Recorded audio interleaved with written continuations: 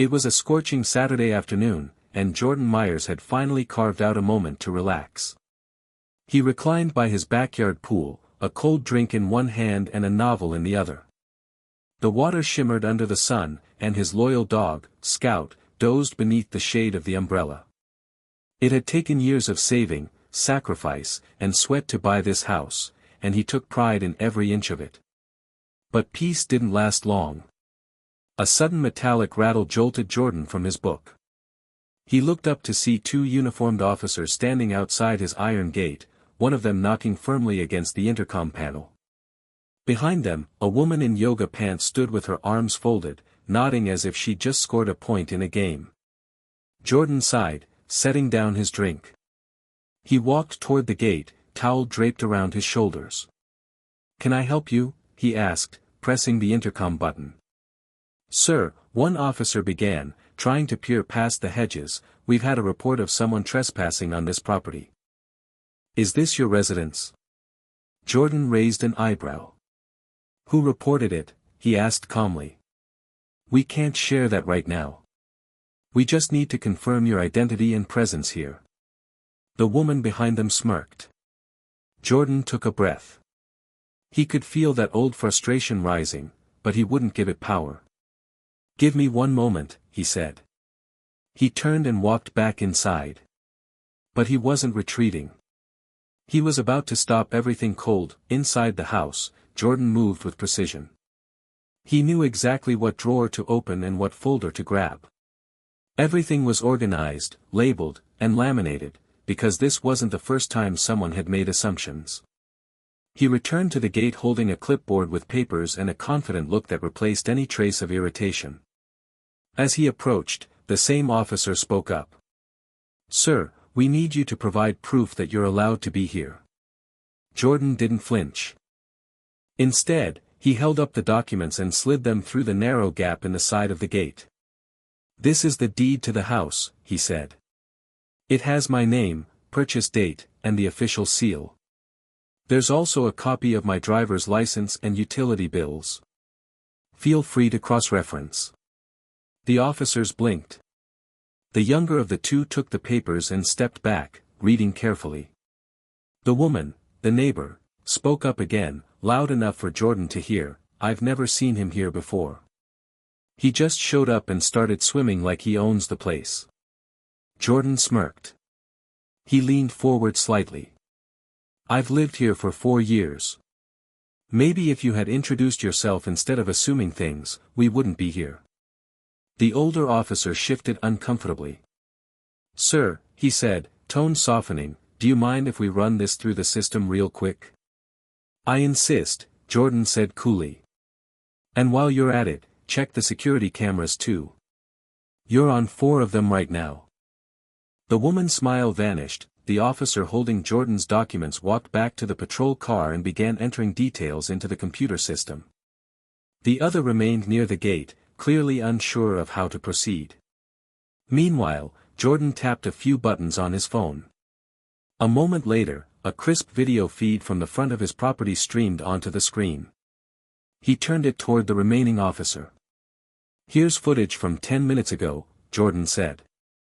"You'll see me walking out of the house in swim trunks, book in hand, dog trailing behind. You'll also see her," he nodded toward the neighbor, peeking over her fence, "filming me." The officer leaned in. His eyes narrowed. It was exactly as Jordan described. "That camera's been running for 2 years. I have every angle of this property covered," Jordan added. "So if you'd like to press any kind of suspicion, just know you're doing it while being recorded, from 5 different directions." The patrol car door slammed shut. The younger officer returned, holding the clipboard with an awkward expression. "Mr. Myers. Everything checks out. This property is legally yours. There's no sign of trespassing, and your documentation is in perfect order." The neighbor, still standing with arms crossed, now looked uncomfortable.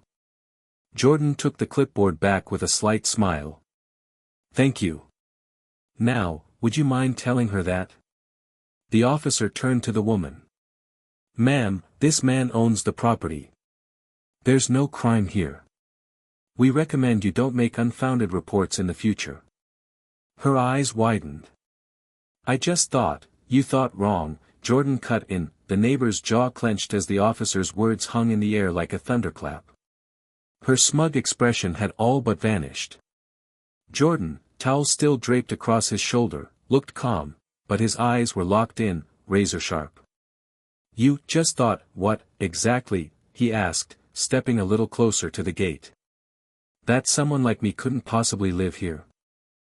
That I must be trespassing just because you've never seen me lounging by my own pool? The woman sputtered, no, it looked unusual, that's all. Jordan folded his arms. What's unusual is that I've lived here for 4 years, paid my taxes on time, hosted block parties, and waved hello every time you walked your dog. You just never looked close enough. One of the officers tried to defuse the moment. Mr. Myers, I think we're done here. You've been more than cooperative. We'll make a note in our report that this was a misunderstanding. A misunderstanding? Jordan replied, raising an eyebrow. Let me be clear, I'm not angry that you came to check on a report, that's your job. I'm upset that a neighbor decided I was the suspicious part of this neighborhood, and no one thought to question that first. The older officer gave a respectful nod. Understood. And again, you did everything right. Have a good day, sir. The 2 cops turned and left. But Jordan wasn't done yet. He turned to the neighbor one last time. You should reflect on why you felt the need to call. Because next time, you won't be able to hide behind the word suspicious, when what you really mean is something else. She didn't answer. As the squad car pulled away, the woman remained frozen in place, arms slack now, her confidence drained. Jordan watched her for a moment, giving her space to say something, anything. But no apology came. She glanced down, then turned abruptly and walked away, back toward her house without a word.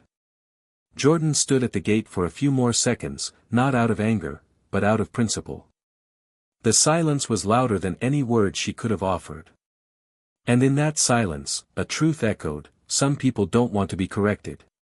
They want to stay comfortable in their assumptions. He sighed and headed back to his lounge chair by the pool. Scout lifted his head lazily and gave a short, approving bark, as if to say, told you they'd back off. Jordan chuckled and rubbed the dog's ears. Before settling back in, he opened his phone. One tap, and the footage from the security cameras uploaded to a cloud folder labeled Incidents. Not out of spite, but just in case. This wasn't the first time someone had questioned whether he belonged. But it was the last time anyone would do it without a record. Just as he laid back down, his phone buzzed again, this time a text from his neighbor on the other side of the house. Saw what happened. That was complete nonsense. Let me know if you ever want to talk about posting that video. People need to see how calm and prepared you were. Jordan smiled. He wasn't interested in going viral. But he was definitely interested in setting an example. Later that evening, Jordan stood on his back patio watching the sky turn gold. The heat of the day had eased into a warm breeze, and the pool water now shimmered under soft twilight. Inside, his inbox buzzed again. This time it was a message from the HOA president.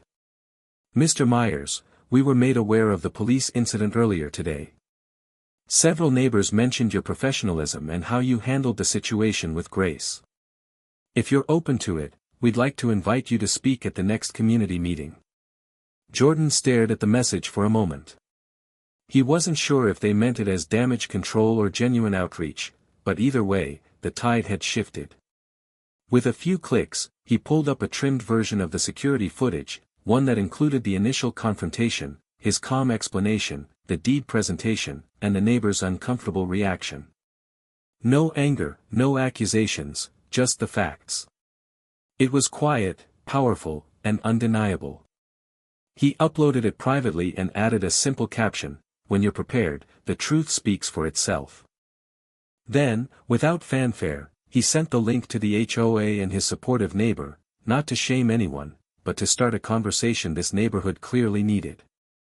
Jordan sat down again beside the pool. Scout trotted over, dropping a tennis ball by his feet. "I guess we made a little ripple today, huh?" Jordan muttered with a smirk. He tossed the ball. Scout launched after it with a splash. Jordan leaned back and looked up at the sky. Sometimes, the most powerful thing a person can do, is stay exactly where they belong. The next morning, Jordan's phone buzzed non-stop. His inbox filled with messages from neighbors he hadn't spoken to in years, some apologizing for not stepping in sooner, others thanking him for staying composed in a moment that could have easily gone another way. One message stood out: "Hey Jordan, this is Kevin from 3 houses down. I watched the clip.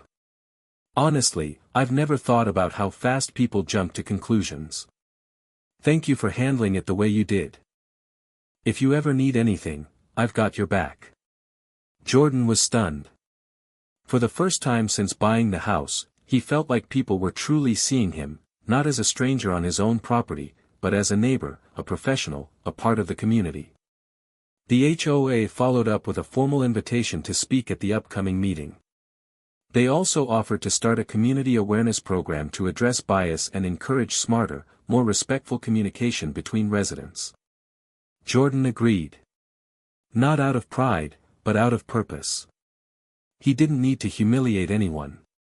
He just needed to remind everyone that belonging isn't about appearances, it's about presence, contribution, and truth. And he had all 3 that the HOA meeting that week was packed, more than usual. People who rarely showed up sat in the folding chairs, quiet and attentive. Some came out of curiosity, others out of guilt. Jordan stood at the front in a plain navy shirt and jeans, nothing flashy. He didn't need to impress anyone. He brought no anger, no accusations, only clarity. He began simply. "Last week, I was confronted in my own backyard by police officers responding to a false report. I wasn't angry about them showing up, they were doing their job. But I was disappointed that someone in this neighborhood chose to assume I didn't belong here." He paused. The room was silent. He played the 90-second clip on a projector: the gate, the deed, the calm, the truth. No commentary.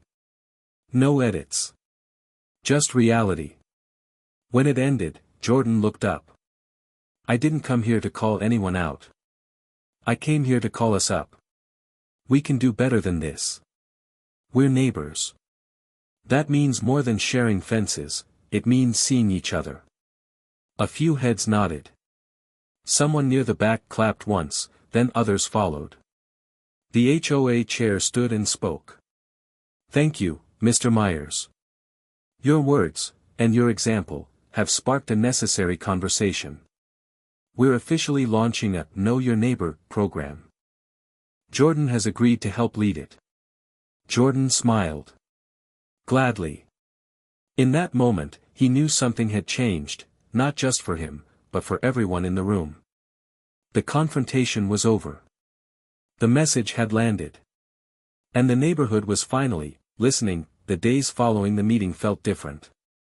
Neighbors who once passed Jordan with awkward silence now greeted him with warmth, some even stopping to chat, offer baked goods, or just say, "I'm glad you spoke."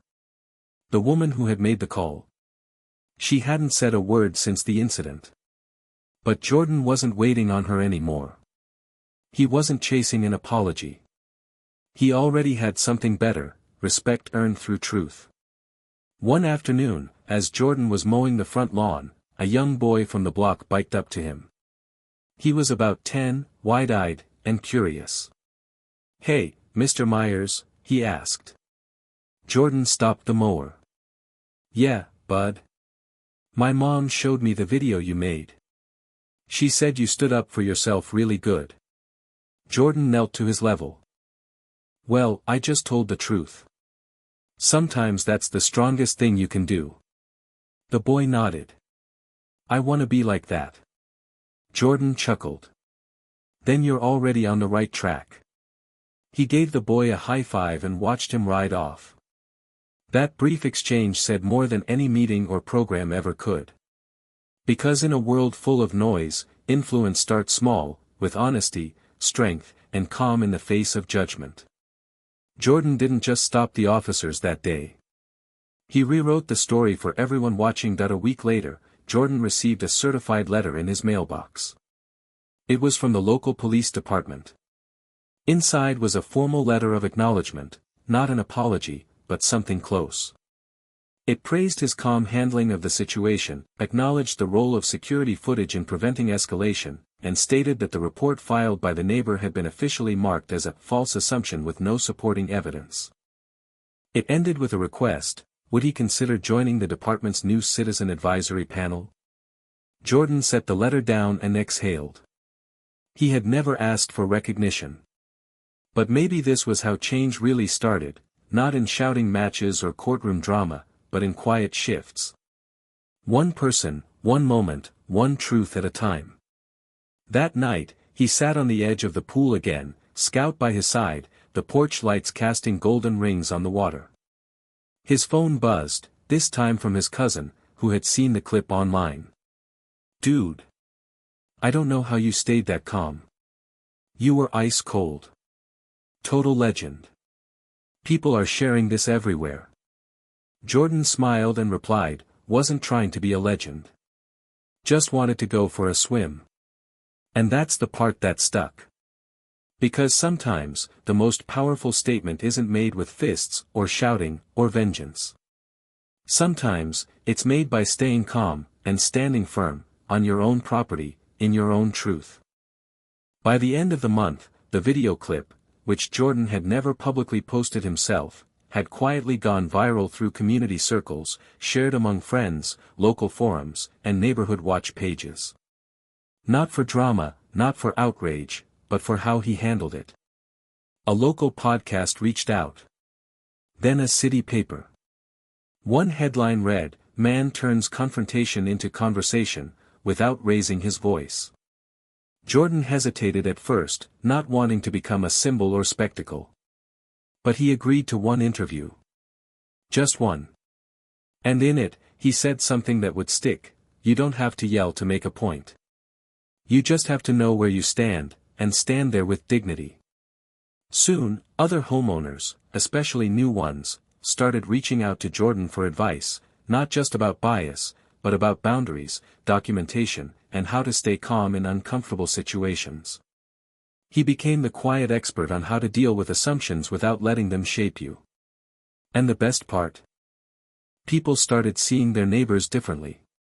Conversations replaced complaints. Curiosity replaced suspicion. The neighborhood changed, not overnight, but honestly. Because Jordan didn't try to burn anything down.